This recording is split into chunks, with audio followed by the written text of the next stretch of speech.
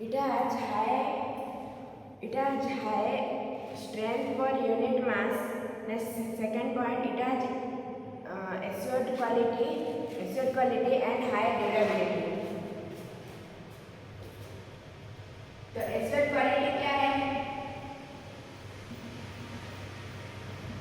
assured quality means steel जो side पे चाहिए होता है वो कास्ट नहीं किया जा सकता।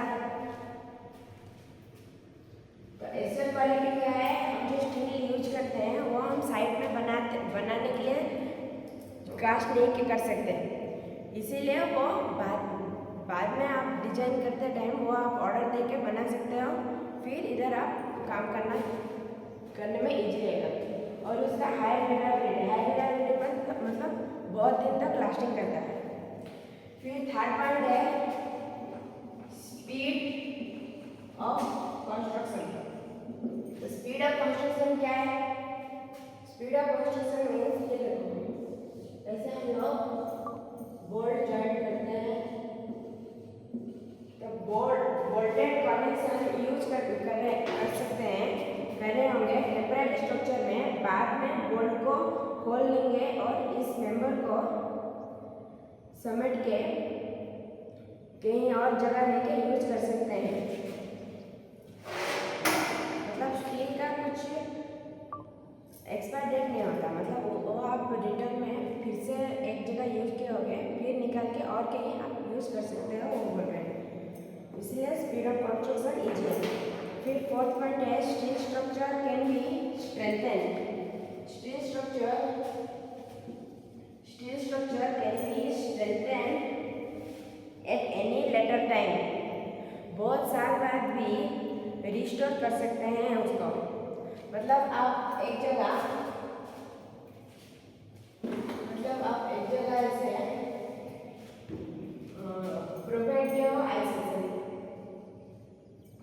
आइसेक्शन प्रोवाइड किया हो, इधर भी आप आइसेक्शन प्रोवाइड किया हो।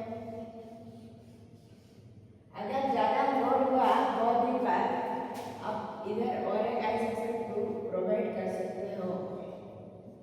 तो इसमें क्या आएगा, जो ज़्यादा स्ट्रेंथ होगा ये कैरी करेगा, तो उसके बाद क्या होगा, आपको कुछ डिफ्लेक्शन नहीं करना पड़ेगा। फिफ्थ पॉइंट है by using bolted connection steel structures can be easily dismantled and transported to other sites. तो हम लोग क्या कर सकते हैं, उसको अदर साइट्स में यूज कर सकते हैं बोल्टेड कनेक्शन को। एंड सिक्स पॉइंट है मटेरियल इज रीयूजेबल है, तो ये बोल चुकी हूँ पहले से। सेवन पॉइंट है if joints are taken care of steel is best in water resistance.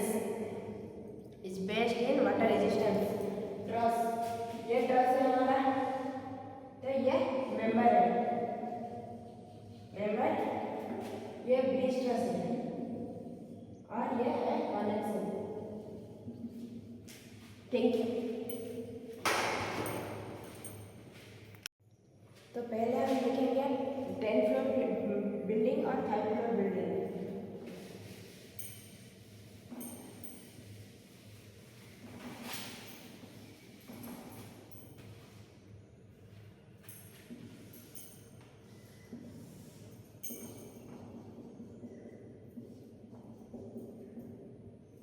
Ten floor building और 5 फ्लोर बिल्डिंग। ये 10 फ्लोर बिल्डिंग है जो कि 10 स्टोरी बिल्डिंग 1 2 3 4 5 6 7 8 9 1 2 3 4 5 6 7 8 9। यह 10 स्टोरी बिल्डिंग और एक है 5 स्टोरी बिल्डिंग। 1 2 3 4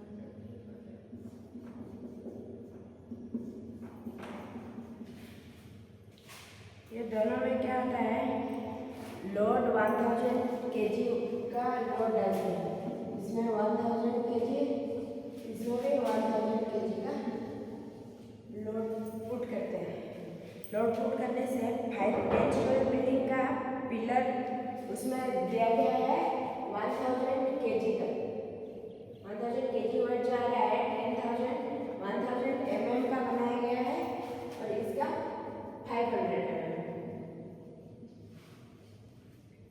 इसका 500 mm और 10 स्टोरी बिल्डिंग का 1000 mm का बनाया गया है, क्योंकि पिलर इसमें 1000 kg का कैरिंग किया जाता है, इसीलिए इसमें क्या होता है 1000 mm का पिलर प्रोवाइड किया गया है। तो हम कैलकुलेट करते हैं 100 kg का बोरा प्रोवाइड किया गया है। तो इसमें 3 लोगों के ऊपर सपोर्ट रहता है, तो 33 ऐसा वेट अगर प्रोवाइड किया जाएगा एक में, तो लोड इतना ज़्यादा नहीं होगा। इसीलिए हम लोग क्या करते हैं, ज़्यादा वेट का पिलर प्रोवाइड करते हैं। इसीलिए प्रेशर ज़्यादा पड़ने से भी 10 स्टोरी बिल्डिंग में कुछ कॉलम में कुछ प्रॉब्लम नहीं होगा। इसलिए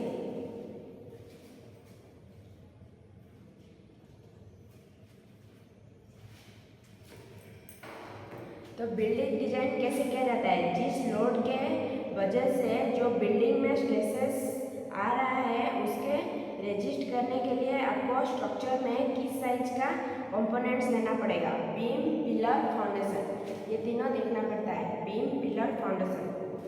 बीम, पिलर, फाउंडेशन के बदले हम ट्रस प्रोवाइड करते हैं स्टील स्ट्रक्चर में।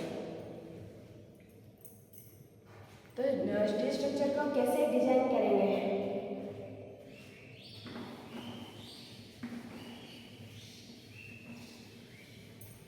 तो स्टील स्ट्रक्चर को कैसे डिजाइन करेंगे, पहले लोड्स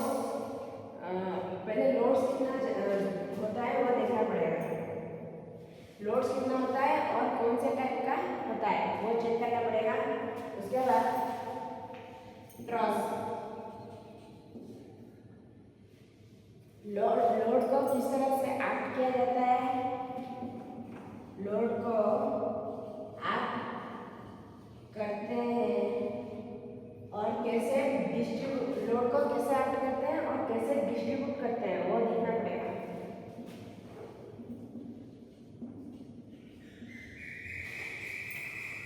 एक्ट करते हैं और डिस्ट्रीब्यूट कैसे करते हैं वो देखना पड़ेगा।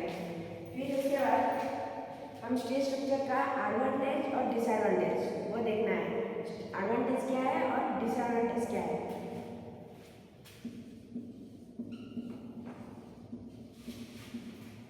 तो एडवांटेज क्या होता है,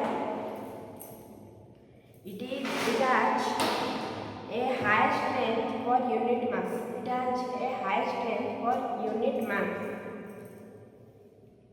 हाई स्ट्रेंथ पर यूनिट मास क्या है, स्टील के ऊपर मास के हिसाब से जो स्ट्रेंथ पड़ता है वो कैरिंग कैपेसिटी उसका बहुत ज़्यादा होता है, इसीलिए वो हाई स्ट्रेंथ पर यूनिट मास क्या है as compare to concrete. It has assured. Good morning, everyone. We discuss about design steel structure. Steel structure क्या होता है?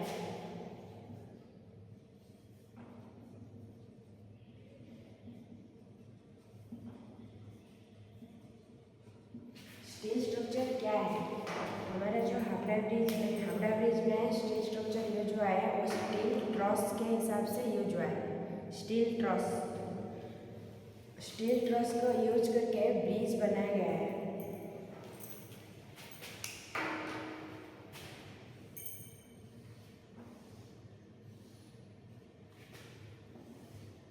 ये एक शॉपिंग मॉल है,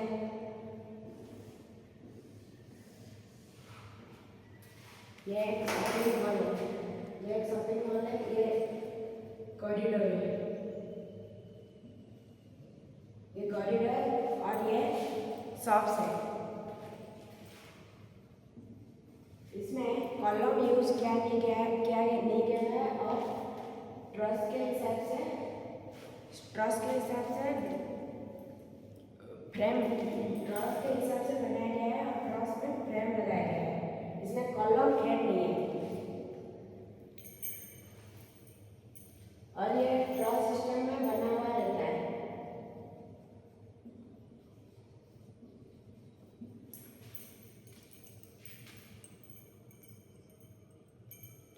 उसके बाद रेलवे प्लेटफॉर्म में एक स्टील का पिलर होता है। स्टील का पिलर में क्रॉस सिस्टम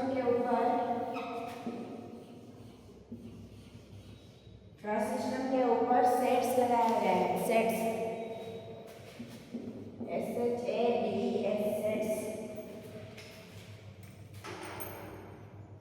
सेट्स लगाया गया है और क्रॉस सिस्टम बने हुए रहते हैं।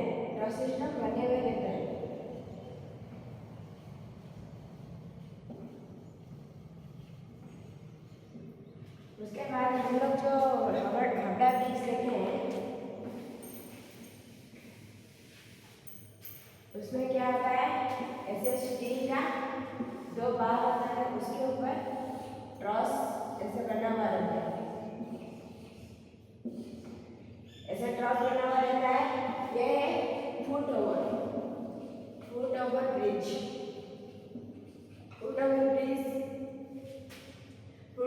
भी स्टील का बना हुआ रहता है।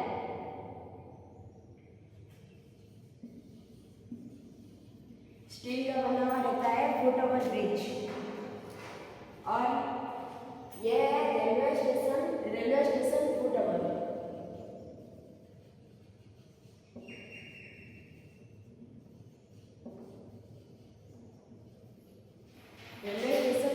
ब्रिज। ये सब में कॉलम प्रोवाइड करने की फैसिलिटीज नहीं होती है और किसी में प्रोवाइड किया ही नहीं जाता है।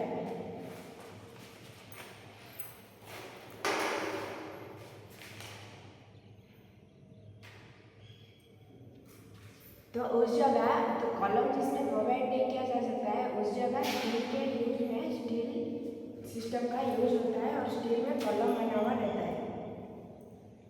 तो कॉलम फ्री स्ट्रक्चर चाहिए होता है तो स्टील स्ट्रक्चर का डिजाइन किया जाता है। एग्जाम्पल ऑडिटोरियम, उसके बाद सिनेमा हॉल, उसमें कॉलम सब प्रोवाइड किया नहीं जाता है।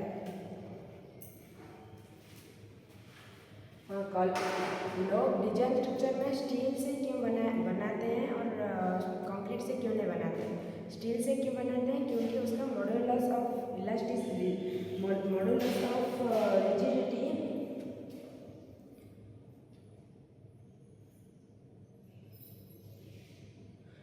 ऑफ रिजिडिटी ज़्यादा होता है स्टील के हिसाब से, कंक्रीट से ज़्यादा होता है स्टील में।